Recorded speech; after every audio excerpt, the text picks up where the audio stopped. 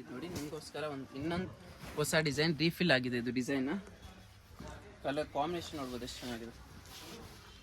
Silver ಜರಿ ಬರುತ್ತೆ. Design ನೋಡಿ ಎಷ್ಟು ಚೆನ್ನಾಗಿದೆ. Full pleated lehenga, full trendy ಇದೆ. ಕಲರ್ ಕಾಂಬಿನೇಷನ್ ನೋಡಿ ಎಷ್ಟು ಚೆನ್ನಾಗಿದೆ. ಇದರಲ್ಲಿ